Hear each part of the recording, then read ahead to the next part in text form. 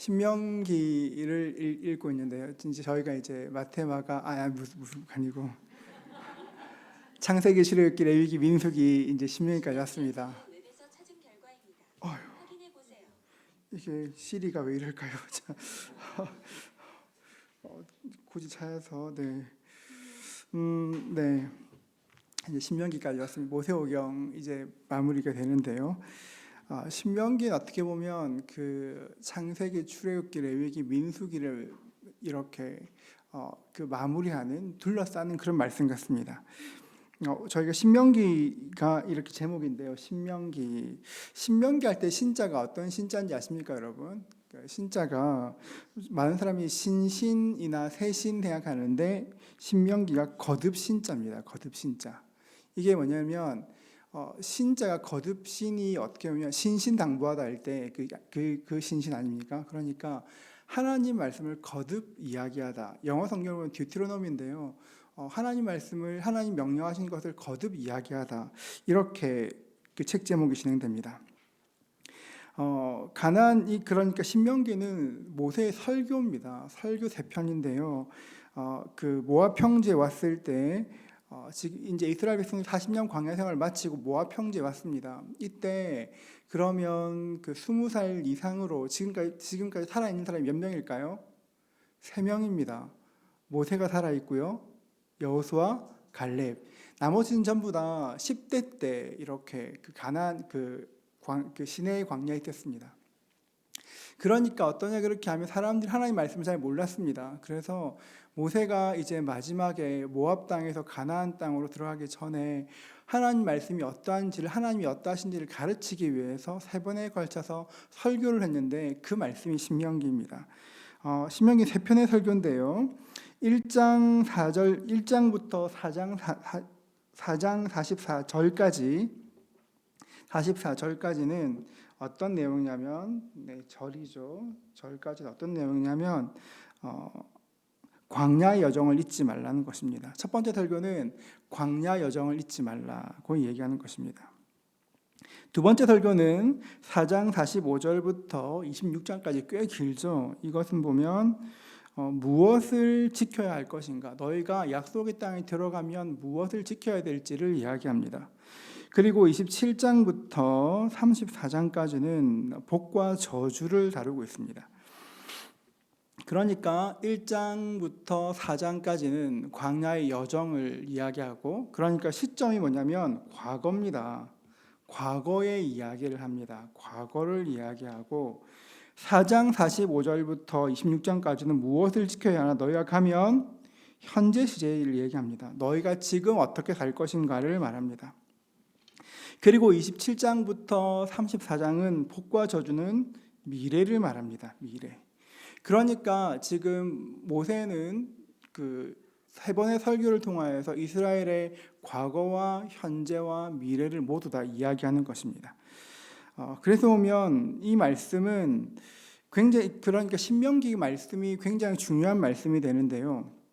이 3번의 설교는 광야 40년을 지나면서 겪었던 일들을 1장부터 보면 쭉 나오는 것이 어떻게 너희가 실패했는가를 쭉 이야기합니다. 그러니까 어떤 실패를 했는지 알려주는 오답노트이기도 하고, 그리고 무엇을 지켜야 하나, 그리고 복과 저주를 말하는 것처럼 앞으로 너희가 어떻게 살아야 될지를 이야기하는 것들이 신명기 말씀 안에 다 있었습니다.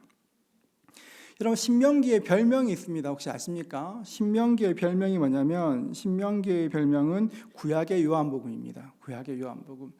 왜 이렇게 얘기하냐 그렇게 하면, 복음서가 마태, 마가, 누가복음을 우리가 보통 무엇이라 얘기합니까? 공관복음이라 말하지 않습니까? 공관복음은 이렇게 그 내용들이 70% 이상 일치합니다. 좀 이렇게 많이 잡으면 거의 80%까지 일치하는 내용들을 가지고 있습니다. 각각 같은 사건을 다른 관점에서 다루고 있습니다. 그런데 마태, 마가, 누가와 달리 요한복음은 전혀 다른 관점으로 기록되어 있습니다. 예수님 공생애가 몇 년입니까? 확실합니까, 여러분? 확실합니다. 3년이죠. 왜 이렇게 확신 없이 말씀하세요? 자, 3년인데요. 근데 마태복음을 보거나 마가복음을 보면 공생애는 1년입니다. 왜냐하면 6월절이 한 번밖에 안 나오거든요. 그런데 요한복음을 봐야 세 번의 6월절이 다 나와서 아 그렇구나, 예수님이 3년 반 동안 공생하셨구나 알 수 있는 것처럼 이게 왜 구약의 요한복음이라 말하냐고 이야기하면 그러니까 광야 생활을 할 때 많은 일들이 있는데 그 광야 생활의 그 일진 그런 코멘터리 주석을 달아줍니다. 그때 왜 그런 일이 있었는지 영적인 의미들을 신명기에서 그때의 일을 영적 의미를 설명합니다. 예를 들어서 지난주에 보았던 민수기 13장에서 가나안 땅 정복하러 갔지 않습니까? 가나안 땅에 정복하러 갈 때 우리가 그냥 보면 이스라엘 백성들이 원해서 간 것처럼 보이지 않습니까? 실제로는 아니지. 하나님이 보내신 것처럼 보이지 않습니까? 근데 실제로 신명기를 읽어보면 누가 보낸 겁니까? 자기들이 가고 싶다고 얘기한 겁니다. 그러니까 신명기를 보면 그 출애굽기, 레위기, 민수기는 그 삶의 정황들을 알 수 있습니다. 신명기는 그래서 굉장히 중요한데요. 신명기 말씀을 보면 굉장히 반복되는 단어가 있습니다. 첫째는 듣다입니다. 듣다. 몇 번 나오냐면 50번 나옵니다. 50번 듣다. 그리고 행하다, 지키다, 준수하다 이 말이 원어 기준입니다. 몇 번 나올까요? 깜짝 놀라실 겁니다. 177번 나옵니다. 신명기 안에 듣다가 50번, 행하다, 지키다, 준수하다가 177번입니다. 그럼 정리해 볼까요? 신명기가 어떤 책이겠습니까? 저것대로 하면 들은 것을 행해라, 들은 것을 지켜라, 들은 것을 준수하라. 그러면 그 들은 게 뭘까요? 신명기 아닙니까? 그러니까 하나님께서 명령하신 것을 듣고 지키라. 이게 신명기 핵심입니다. 하나님께서 명령하신 것을 듣고 지키라. 듣고 지키기 위해서는 기억해야 되지 않습니까? 그래서 기억하다는 말은 28번 반복되는데요. 그렇게 민수기는 계속해 신명기는 계속해서 듣고 행하고 지키라고 이야기합니다. 그래서 보면 첫 번째 설교부터 보겠습니다. 첫 번째 설교를 보면 1장부터 4장 44절까지인데 광야 여정을 잊지 말라고 이야기합니다. 이게 보면 장르로 보면 빨간 글씨가 좀 중요한데요. 서원과 역사적 서원이란 겁니다. 그냥 아시면 됩니다. 이런 게 있습니다. 서원과 역사적 서원이 있습니다. 왜 광야 여정을 잊어서 안 될까? 무엇을 잊지 말라고 말씀하시나? 제가 민수기에 처음 시작할 때 오답노트라 그러지 않았습니까? 그러니까 민수기는 첫 번째로 과거에 실수했던 것을 잊지 말라고 이야기하고 있습니다. 근데 너희가 어떤 실수했는지를 기억하라는 것입니다. 사람들은 항상 넘어진 것에 또 넘어집니다. 많은 사람들이 여러분 우리가 죄를 지을 때 창의적으로 죄를 짓지 않습니다. 거의 모든 사람들이 내가 지었던 죄를 반복합니다.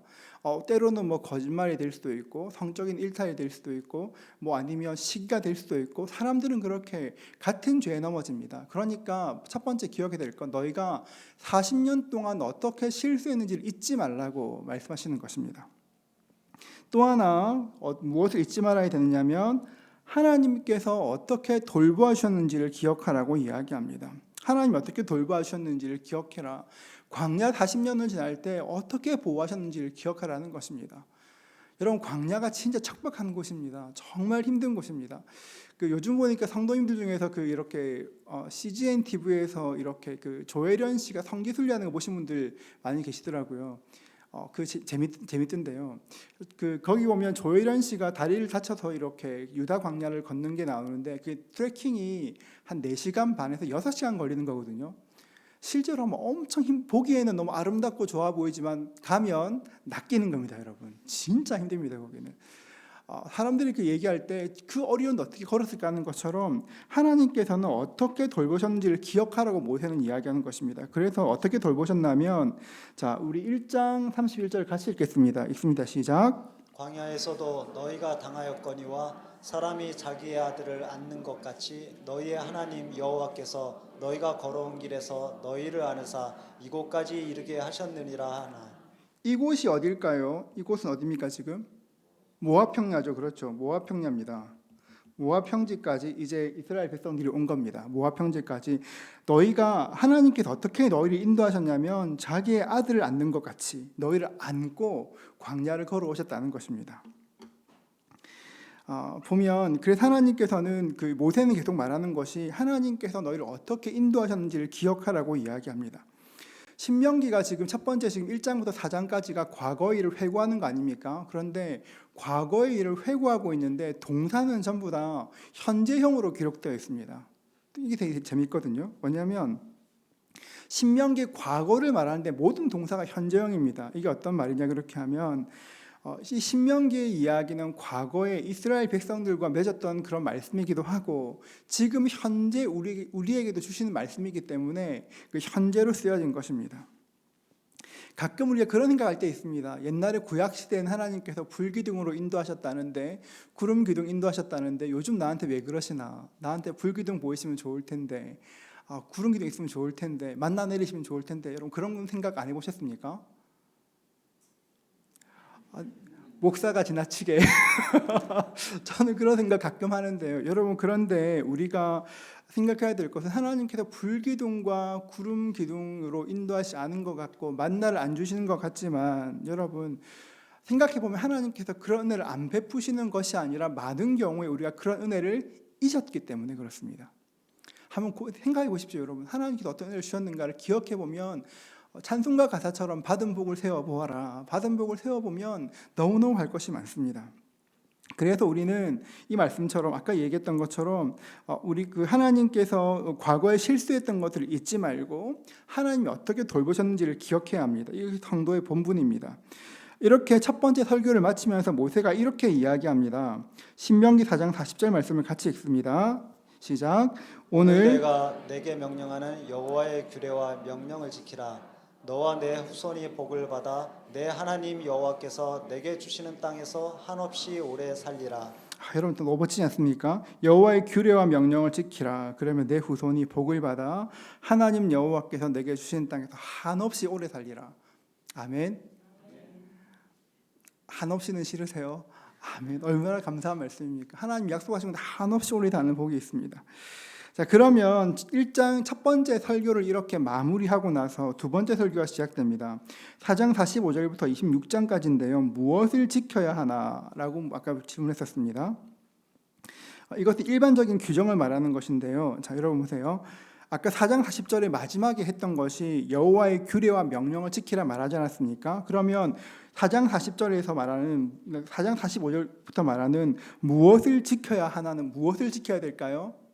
앞에 말했던 여호와의 명령과 규례를 잘 지키라는 겁니다. 설교 되게 심플하겠습니다. 그러니까 너희는 여호와의 명령과 규례를 잘 지켜야 돼 라고 했는데 모세는 그것을 네 가지로 정의합니다. 첫 번째는 십계명인데요. 보통 도덕법이라고 이야기하죠. 십계명이 있습니다. 4장 45절부터 11장까지 나오는 십계명이 있고요. 그리고 의식법이 있습니다. 12장부터 16장까지 나와 있는데요. 의식법은 뭐냐면 어떻게 예배할 것인가에 대한 말씀입니다. 어떻게 예배할 것인가? 의식법, 어떻게 예배할 것인가? 시민법, 이게 말이 좀 어려운데 시민법, 어떻게 살아야 할 것인가? 우리는 압니다. 여러분, 이스라엘 백성들은 광야에서 어떻게 살아야 합니까? 지금 가나안 땅에 들어가면 어떻게 살아야 됩니까? 상품을 걸까요, 여러분? 우리 다 들으면 알 텐데 어떻게 살아야 됩니까? 할렐루야. 잘 살아야 됩니다. 그렇죠. 잘 살아봐야죠, 여러분. 잘 어떻게 사냐면 구별되어 살아야 합니다. 그 구별이라는 말은 다 어떻게 바꿀 수 있죠? 거룩하게. 맞습니다. 그러니까 시민법의 핵심은 어떻게 살아야 되냐면 거룩하게 살아야 합니다. 거룩하게 살아야 하고 또 하나 말씀하시는 삶이 용서의 삶을 살아야 합니다. 너희는 용서해라. 이게 어디서 나오냐면 도피성을 보면 알 수 있습니다. 도피성. 여기 도피성이 나오거든요. 너희는 용서의 삶을 살아라. 이렇게 이야기합니다. 그리고 또 하나, 지금 가나안 땅에 가면 전쟁해야 되지 않습니까? 너희는 거룩하게 살아야 돼. 용서하게 살아야 돼. 또 하나가 뭐 있을까요? 이제 그 가나안 정복 전쟁 해야 되니까 용감하게 살아야 돼가 포함되어 있습니다. 그러니까 어떻게 살 것인지를 이야기합니다. 그리고 사회법은 뭐냐면 어떻게 공동체를 만들 수 있을까? 공동체를 만들 수 있을까 하는 것이 사회법입니다. 그러니까 4장 45절부터 26장까지는 무엇을 지켜야 하나, 여호와의 명령과 규례가 뭔지를 디테일하게 얘기합니다. 하나님 말씀 십계명 지켜야 돼. 의식법 지켜야 돼. 어떻게 예배할지를 지켜야 돼. 시민법 어떻게 살아야 될지를 알아야 해. 사회법 어떻게 너희가 공동체를 이루어 알아야 돼. 이렇게 구체적으로 말씀하십니다. 그러면 이제 법에 대한 것인데요. 법. 여러분 이게 그렇습니다. 왜 법을 지켜야 하나? 왜 법을 지켜야 하나? 우리가 법을 이야기하면 아무래도 좀 굉장히 좀 이렇게 깐깐하게 느껴질 때가 많습니다. 우리는 보통 법에 대한 감정이 별로 안 좋습니다. 법하면 여러분 좀 이렇게 딱딱한 느낌 아니겠습니까? 법. 근데 보면 아무래도 뭐 역사도 그렇고 우리나라도 이렇게 해방 이후로 쭉 보면 항상 그 법이 약간 약자에게 불리하게 흘러오지 않았습니까? 그럼 법을 약간 안 좋아하는데, 근데 법이 여러분 이렇게 제가 여러분 그 이제 어린이 한문책이 있습니다. 그 서점 가시면 어린이 한자 책이 있는데 이제 기가 막힌 걸 봤어요, 여러분. 이게 보면 법을 설명하는데 법을 파자했더라고요. 이 보면 법이 물수변에 갈거가 결합돼서 이렇게 법은 물수변에 갈거가 포함돼 가지고 법이 되는 겁니다. 그래서 제가 그 책에 이렇게 설명했더라고요. 법은 물이 흘러가는 길이다. 여러분 아이들 한자 이렇게 그림 그 만화책에 굉장히 수준 높게 설명되어 있더라고요. 법은 물이 흘러가는 길입니다. 그러니까 법이라는 건 원래 자연스러운 겁니다. 억지스러운 건 누군가를 강제하기 위한 것이 아니라 법이라는 것이 행복하고 자연스럽게 살 수 있도록 도와주는 것입니다. 그래서 법을 아는 것은 하나님의 백성으로 자연스럽게 살 수 있도록 도와주는 것입니다. 왜 법을 지켜야 하나? 첫 번째로는 왜 법을 지켜야 되냐면 가나안 땅에서 승리할 수 있는 승리의 원리이기 때문에 그렇습니다. 승리의 원리이기 때문에 그렇습니다. 저희가 민수기에서 다루었었는데요. 여러분 이제 신명기 다음 책이 뭡니까? 여호수아 아닙니까? 여러분 성경 좌우 다른 거 아니시잖아요, 여러분. 여호수아 아닙니까? 여호수아니까 우리가 이기는 거 아닐까 생각하지만 이스라엘 백성들은 가나안 땅으로 들어가는 것이 굉장히 긴장된 일이었습니다.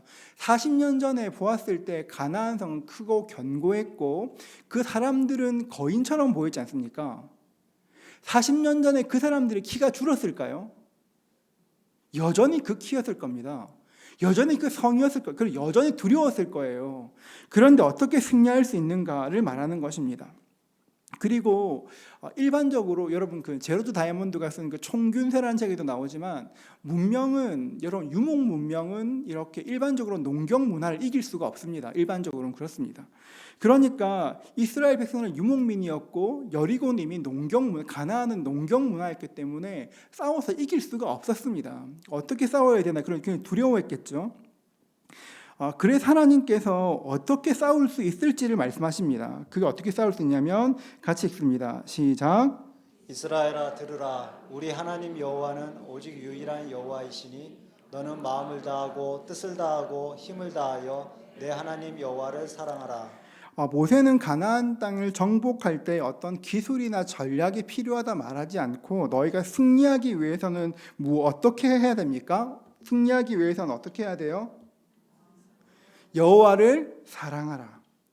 너희가 가나안 땅에서 승리할 수 있는 비결이 있다면 하나님 사랑하는 거야. 이렇게 이야기하는 겁니다.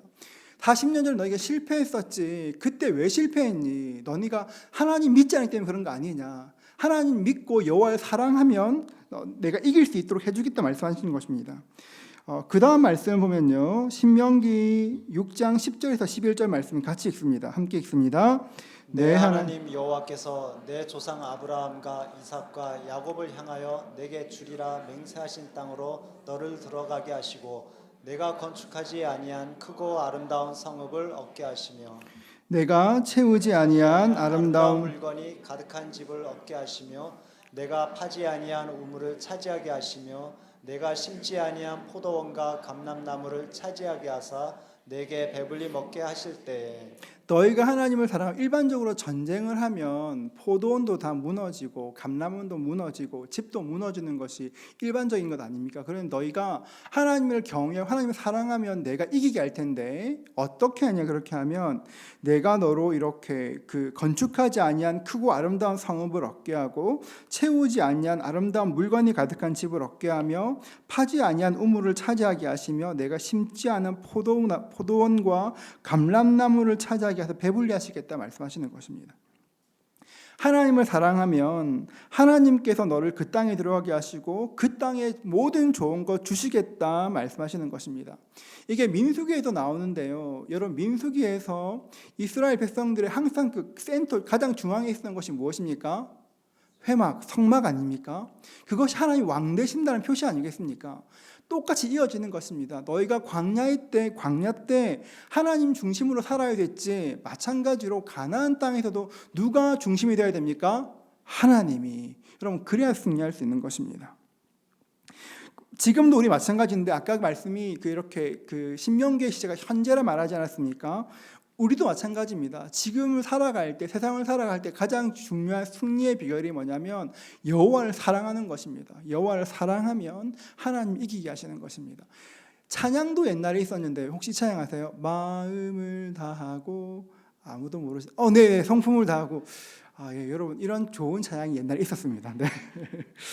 제가 오늘 원래 설교 후에 이 찬양 하려고 했었거든요. 마음을 다하고 근데 제가 생각해 볼 때 사람들이 모르겠다 생각이 들어서 다른 찬양했는데요. 아무튼 그렇습니다. 하나님을 사랑하는 것이 중요하고 가나안 족속을 법을 주신 이유가 두 번째는 뭐냐 그러면 두 번째는 왜 법을 지켜야 하냐면 법은 승리할 수 있는 승리의 원리이고 두 번째는 백성들의 행복을 위해서 필요한 것입니다. 백성들의 행복을 위해서. 신명기 10장 13절 같이 읽겠습니다. 함께 읽습니다. 내가 오늘 내 행복을 위하여 내게 명하는 여호와의 명령과 규례를 지킬 것이 아니냐. 자, 이 말씀 이따가 조금 더 다룰게요. 그래서 두 번째 보면 지금 두 번째 설교의 핵심은 무엇을 지켜야 될 것인가. 그래서 네 가지 법, 도덕법, 십계명, 의식법, 시민법, 사회법을 통해서 어떻게 이렇게 하나님을 말씀을 여호와의 규례와 명령을 지킬지를 이야기합니다. 자, 세 번째 설교입니다. 세 번째 설교는 27장부터 34장까지 말씀인데요. 복과 저주에 대한 말씀입니다. 여기 보면 축복과 저주가 있고 후계자 승계가 나오는 부분입니다. 신명기 10장 13절에서 앞서 말한 것처럼 오늘 내가 내 행복을 위해서 내게 명하는 여호와의 명령과 규례를 지키라 하셨고 이제 27장부터 보면 본격적인 복과 저주를 이야기합니다. 여러분 성경을 많이 읽으시지만 신명기 28장 정도는 많이 읽으시는 게 좋습니다. 제가 일부러 안 띄웠는데요. 혹시 성경 다 있으세요, 여러분? 신명기 28장 한번 볼까요? 이 말씀이 여러분 진짜 이게 기가 막힌 말씀입니다. 신명기 28장 한번 보십시오, 여러분. 신명기 28장. 자, 보면 찾으셨으면 제가 1절 읽을게요. 우리 6절까지만 우리 교독하겠습니다. 신명기 28장 1절에서 6절까지 교독합니다. 내가 내 하나님 여호와의 말씀을 삼가 듣고 내가 오늘 내게 명령하는 그의 모든 명령을 지켜 행하면 내 하나님 여호와께서 너를 세계 모든 민족 위에 뛰어나게 하실 것이라. 내가 내 하나님 여호와의 말씀을 청종하면 이 모든 복이 내게 임하며 내게 이르리니 성읍에서도 복을 받고 들에서도 복을 받을 것이며 내 몸의 자녀와 내 토지의 소산과 내 짐승의 새끼와 소와 양의 새끼가 복을 받을 것이며 내 광주리와 떡반죽 그릇이 복을 받을 것이며 내가 들어와도 복을 받고 나가도 복을 받을 것이니라. 아멘. 아멘. 여러분 이런 말씀은 줄 좀 많이 그어 놓으시고 많이 읽으시고 자주 묵상하시고 얼마나 좋은 말씀입니까? 근데 7절이 이제 보면 7절을 보면 그렇게 쭉 나오는데 제가 쭉 나중에 딱 설명드리겠습니다. 여기서 보면 1절부터 28장 1절부터 14절까지는 어떤 복이 있는지가 나옵니다. 14절까지가 복이 있습니다. 그리고 근데 보면 그 28장 1절부터 14절까지는 순종의 복이 있는데 15절부터 68절까지는 저주가 있습니다. 불순종의 저주가 있죠. 네.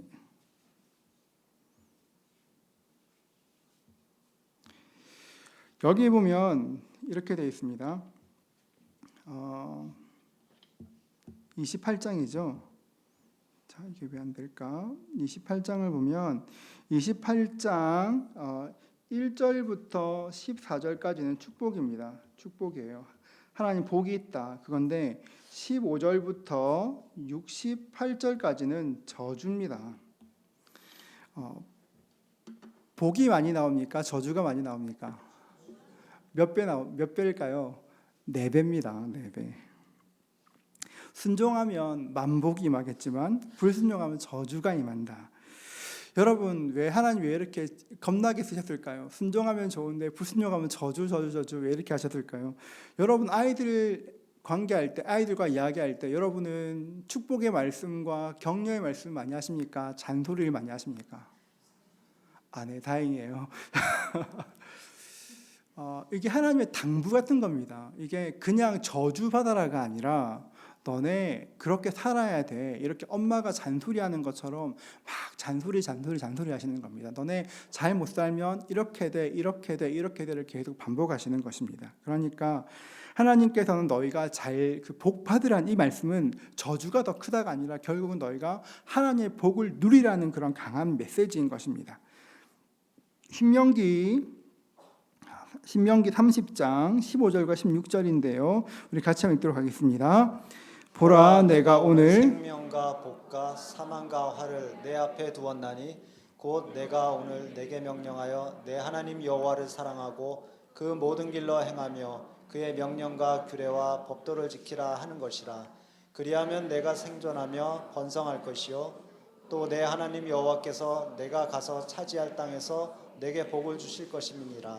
근데 중요한 게 뭐냐면 이 말씀이죠. 여기 보면 그의 명령과 규례와 법도를 지키라. 신명기에서 쌓이는 계속 명령과 규례와 법도를 지키라로 계속 강조됩니다. 너네 하나님 말씀 지켜야 돼를 이야기합니다. 하나님 말씀 그 법을 지키는 것이 관건인데 어떻게 해야 하나? 신명기 30장 14절 같이 읽겠습니다. 시작. 오직 그 말씀이 내게 매우 가까워서 내 입에 있으며 내 마음에 있은즉 내가 이를 행할 수 있느니라.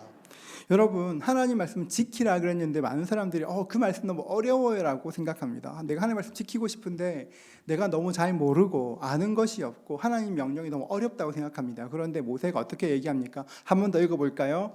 오직 그 말씀이 내게 매우 가까워서 내 입에 있으며 내 마음에 있은즉 내가 이를 행할 수 있느니라. 하나님 말씀이 매우 가까워서 내 입에 있고 내 마음에 있다고 말씀하십니다. 여러분 생각해 보세요. 여러분이 하나님 말씀을 몰라서 순종하지 않을까요? 냉정하게.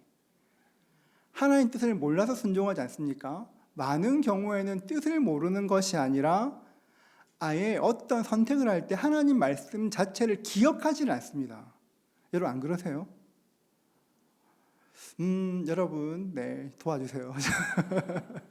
그렇지 않습니까? 우리가 사실 생각해 보면 하나님 말씀을 몰라서 순종하지 않는 것이 아니라 많은 경우에 하나님 말씀을 삶에 적용하지 않기 때문에 순종하지 못할 때가 훨씬 많습니다. 그래서 모세가 말하기를 오직 그 말씀이 내게 가까워, 매우 가까워, 내 입에 있으며 내 마음에 있다고 얘기했는데 이게 예레미야의 말씀 보면 우리 마음에 신비에 새겨진다 그랬습니다.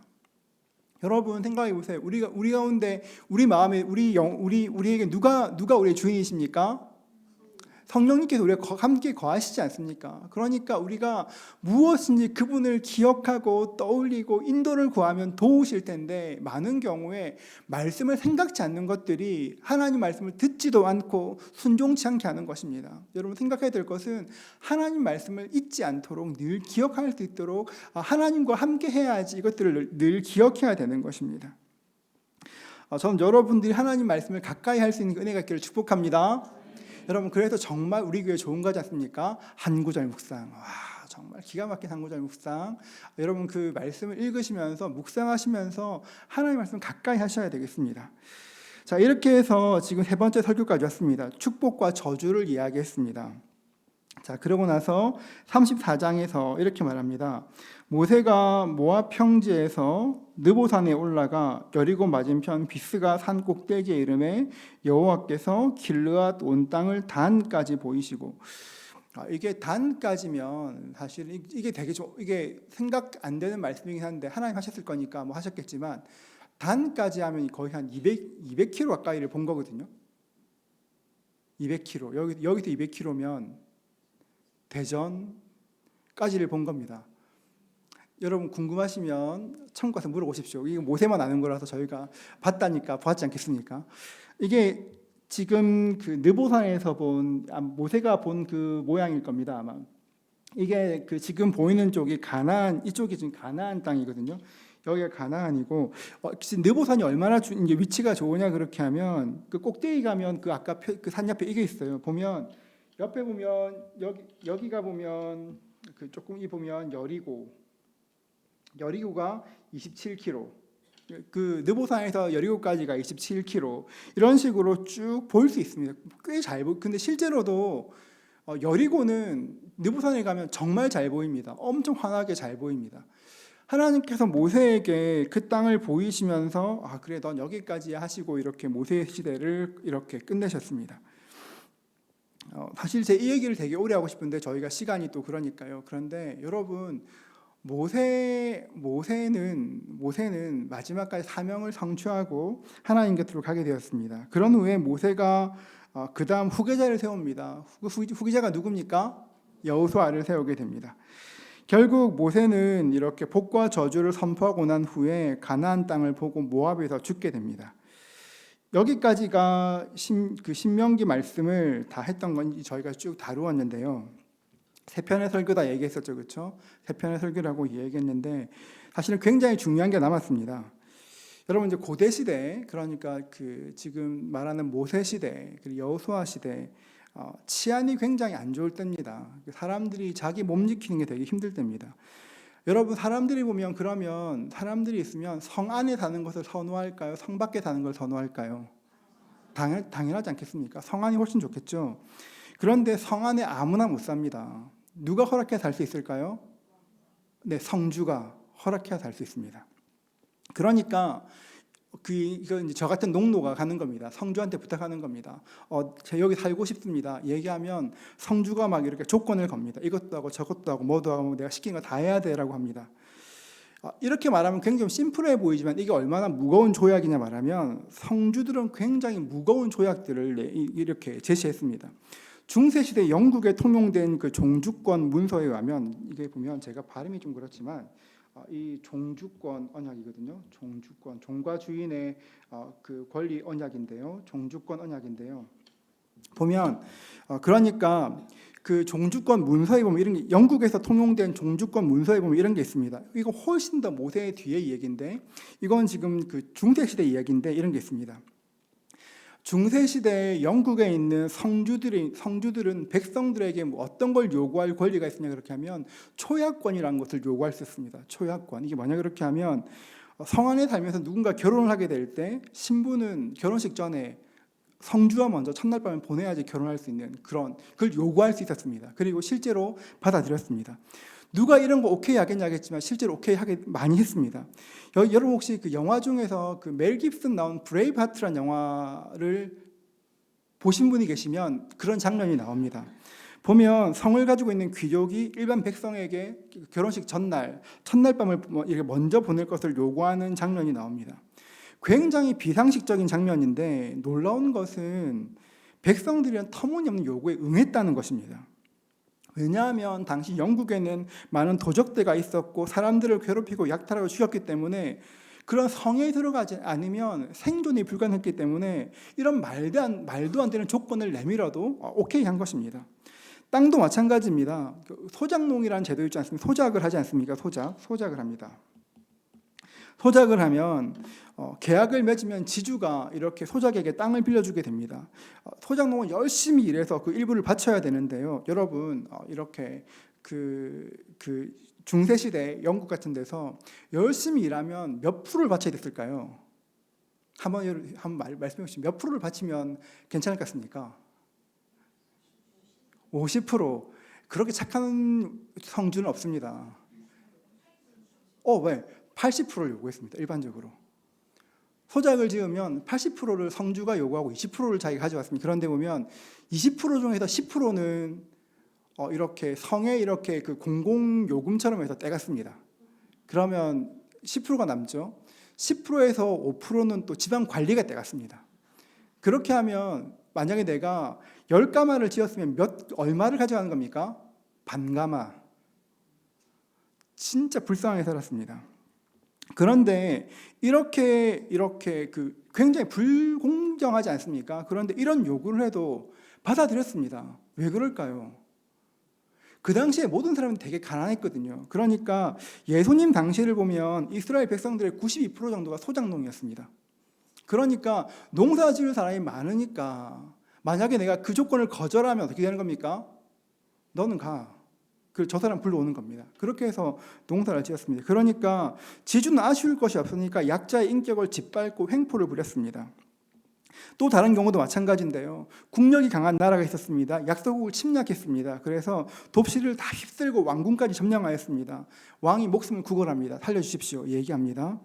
그때 왕이 보통 말하는 것이, 정복한 왕이 보통 요구하는 것이 80%를 요구했습니다. 너희 나라의 세금 중에 80% 나한테 바쳐 라고 얘기합니다. 그럼 80% 바치면 살 수 있을까요? 80% 바쳐야 할 때 나는 못합니다 하면 어떻게 될까요? 죽이고 다른 사람 세워내는 겁니다. 그렇게 했었습니다. 그렇게 해서 조약을 맺을 때 조공 80% 바쳐, 우리가 전쟁할 때 너희 나라 남자 보내야 돼. 그러면 걔들 제일 앞에 화살바지 할 거야. 젊은 여자들 보내. 이렇게 계약을 할 때 오케이 하는 것이 종주권 언약이었습니다. 절대 강자가 절대 약자를 짓밟은 언약. 종주권 언약에서는 가진 것이 없는 사람들은 결코 인격적인 대우를 받을 수가 없습니다. 그래서 살기 위해서는 이런 언약 맺었어야 했습니다. 종주권 언약은 절대 불평등 언약입니다.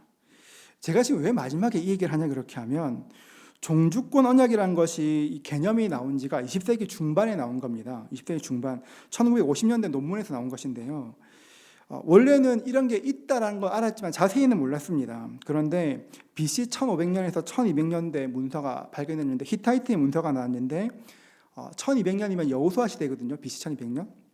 그런데 그때 이렇게 여호수아 시대 때 히타이트의 토타리아 4세와 타르훈타샤 이렇게 두 군주가 맺은 종주권 언약이 나왔는데, 이것을 맨델 홀이라는, 어렵죠 여러분? 들어보세요. 학자가 그게 있구나를 밝힌 겁니다. 1950년대에 밝혔는데, 이게 그냥 일반 고고학 논문인데요.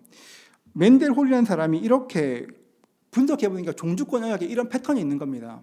서원이 있고, 역사적 서원이 있고, 일반적인 규정이 있고, 특별 규정이 있고, 축복과 저주가 있고, 후계자 승계가 있고, 문서의 낭독과 저주가 보관이 있구나를 알게 됐습니다. 이게 일반 종주권 언약이거든요. 세속에서 말하는 성경학계, 신약학계가 깜짝 놀랐습니다. 왜냐 그렇게 하면 사실 많은 사람들이 신명기 말씀을 굉장히 오해했습니다. 왜냐하면 워낙 이 구조가 복잡해서 훗날 누군가가 좀 이렇게 편집한 책이 아닌가 할 정도로 했는데, 알고 보니까 신명기 구조가 종주권과 똑같은 겁니다. 똑같습니다. 아까 말했죠. 종주권자가 누가 맺는 겁니까? 강자가 약자를 짓밟는 언약입니다. 절대 약자를 밟는 언약인데, 종주권 언약이랑 똑같은 거예요. 양식이. 이게 굉장히 충격적이었습니다. 그러니까 이 조약에서 하나님은 갑이고 이스라엘 을인 겁니다. 하나님 요구하시는 거 다 해야 됩니다. 그래서 그런데 보면 이렇습니다. 보세요. 일반 종주권 언약이 이런 말로 시작됩니다. 나는 너의 주인이 되고 너는 나의 신하가 되라. 나는 너를 보호하고 적군이 너를 치러 올 때에 너를 보호할 것이다. 내가 너희를 보호하고 모든 나라 가운데 뛰어나게 하겠다. 어디서 많이 본 말씀 같지 않습니까? 같이 밑에 거 읽어볼까요? 시작. 내 하나님 여호와의 말씀은 삼가 듣고 내가 오늘 내게 명령하는 그의 모든 명령을 지켜 행하면 내 하나님 여호와께서 너를 세계 모든 민족 위에 뛰어나게 하실 것이라. 이게 일반적인 그런, 하나님께서 신명기를 쓰실 때 일반 세속의 종주권 언약을 그대로 가져오신 겁니다. 그것들을 가져오신 겁니다. 그러니까 이게 보면 이렇죠. 내가 너희를 보호할게, 모든 민족 중에 뛰어나게 할게, 전염병으로도 보호할게가 나왔으면 그 다음 이제 의무가 나옵니다. 너희 이렇게 해야 돼가 나옵니다. 너희 이렇게 내가 적군으로 보호할게, 모든 민족 중에 뛰어나게 할게, 전염병 막아줄게. 그런 너희는 일주일 중 하루를 쉬어. 이게 어떤 느낌인지 아시겠습니까? 이 감동이 저만큼 없군요, 여러분. 그러니까 원래대로 하면 굉장히 무거운 요구를 해야 되는데, 갑자기 말씀하시는 게 내가 다 할 테니까 너네 일주일에 하루 쉬어. 내가 어떻게 해줄 테니까, 내가 막 해줄 테니까 그러니까 너희 부모를 공경해. 이게 보면 세속 역사에서 말도 안 되는 불공정 언약인데, 하나님께서 그것들을 너무 선용하셔서 우리에게 여러분 보십시오. 일주일에 하루를 쉬면 하나님께서 말씀하셨어요. 한 다음에 일주일에 하루 쉬어 얘기하셨습니다. 일주일에 하루 쉬는 것이 하나님께 유익합니까? 우리에게 유익합니까? 그렇죠. 부모를 공경하는 것이 우리에게 유익합니까? 하나님께 유익합니까? 그렇죠. 도둑질하지 않는 것 누구한테 유익한 겁니까? 우리한테 유익한 거 아니겠습니까? 부모를 공경하고 아내를 사랑하는 것 하나님께 유익합니까? 우리에게 유익합니까? 여러분 이런 겁니다. 그러니까 하나님 말씀대로 살면 그 언약의 복은 온전히 어디에 임하는 겁니까? 우리에게 임하는 겁니다. 그래서 말하는 거예요. 그래서 이렇게 말합니다. 10장 12절 13절 같이 읽습니다. 함께 읽습니다. 이스라엘아 내 하나님 여호와께서 내게 요구하시는 것이 무엇이냐? 곧 내 하나님 여호와를 경외하여 그의 모든 도를 행하고 그를 사랑하며 마음을 다하고 뜻을 다하여 내 하나님 여호와를 섬기고 내가 오늘 내 행복을 위하여 내게 명하는 여호와의 명령과 규례를 지킬 것이 아니냐. 여러분 여기서 보면 어떻게 말씀하시냐면 법을 왜 지키냐 말씀하시냐면 이렇게 말합니다. 내가 오늘 내 행복을 위하여. 하나님의 법을 지키는 이유가 뭡니까? 우리의 행복을 위해서. 하나님께서 우리에게 주일 성수하라 말씀하신 이유가 뭡니까? 우리의 행복을 위해서입니다. 하나님 덕 보려고 그러시는 게 아니라 너희가 행복하라고 하는 겁니다. 왜 가늠하지 않습니까? 하나님 좋으라고 그런 게 아니라 누구 좋으라고 하는 겁니까? 우리 좋으라고 하는 겁니다. 우리가 되게 오해해요. 내가 어떤 법을 잘 지키면 하나님 되게 영광 받으시고 그게 아니라 원래 하나님 영광스러운 분이십니다. 우리가 지키건 말건 아무 소용이 없어요. 하나님은 그 자체로 아름다우시고 존귀하시고 가득한 영광의 하나님이십니다. 하나님께서 우리에게 너 이렇게 안식일 거룩히 지켜 하시는 그 이유가 무엇입니까? 우리를 위한 겁니다. 하나님의 법은 무거운 것도 아니고 힘든 것도 아니고 우리를 억압하는 것도 아니고 죽이는 것도 아니고 우리 잘 되라는 겁니다, 여러분. 하나님 법을 지키면 뭐가 있냐면 행복이 임하는 겁니다. 코로나 3년 반 지나면서 사람들에게 굉장히 개인주의적이고 물질주의적 가치관들이 여러분 그러니까 코로나 3년 반을 지나면 굉장히 물질적인 그런 가치관들이 팽배하게 되었습니다. 여러분 경험하지 않습니까? 사람들이 행복을 이야기할 때도 여러분 정신적인 것들, 뭔가 좋은 것들, 모든 것들을 물량화시킵니다. 근데 하나님의 법은 그런 것이 아니라 하나님의 법은 우리를 행복하게 하는 겁니다. 내가 물질이 우리를 행복하는 것이 아니라 하나님 말씀을 지키면 그 말씀이 우리를 행복해 하겠다 약속하신 겁니다. 하나님 말씀 잘 지키면 하나님께 이득되는 게 아까 종주권량 보셨지 않습니까? 하나님 언약을 잘 지킨다고 해서 하나님 편의 이득은 하나도 없습니다. 전적인 누구의 이득입니까? 언약 대상자의 이득입니다.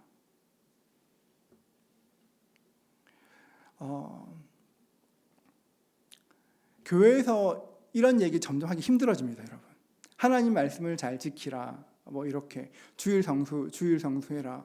이렇게 11조에 대한 것들이나 헌금에 대한 것들 얘기하는 것 날이 갈수록 힘들어집니다. 저도 하기 되게 힘들어요. 근데 여러분 우리가 기억해야 될 것은 하나님 말씀으로 받는 것들은 하나님이 잘 되시기 위한 것이 아니라 누구를 위한 겁니까? 우리를 위한 거예요. 이게 하나님의 본심을 아셔야 돼요. 신명기 28장에 복을 주고 싶어 하시는 그 본심을 아셔야 합니다. 전 여러분들께 하나님 마음을 알 수 있는 그 은혜가 있기를 축복합니다. 여러분 저는 제가 이렇게 설명을 충분히 못한 것 같은데 이 종주권 언약을 보면 진짜 그렇거든요. 종주권 언약은 절대 불평등한 언약이고 만약에 이 정도 조건을 제시하면 너 전재산 다 내놔 해도 이렇게 그런 건데 하나님이 전혀 그렇지 않고 너희 나를 열심히 섬겨, 너희 열심히 예배해, 이웃 사랑해. 이게 하나님의 스케일입니다. 여러분 말씀대로 사는 것은 하나님을 위한 것이 아니라 우리를 위한 것입니다. 이 사실을 아시면 좋겠어요. 근데 마귀는 계속 하나님의 말씀 지키는 거 되게 무겁게 만들어요. 말씀 어떤 율법처럼 만듭니다. 그런 게 아니라 하나님 말씀은 가벼운 것이고 우리에게 복이 되는 것이고 그 말씀의 존재 자체가 우리의 행복을 위한 것입니다. 전 여러분의 삶에 하나님 주신 행복이 있기를 축복합니다. 여러분 세상 것에서 행복을 찾지 마십시오. 여러분 그 복이 별로 없습니다.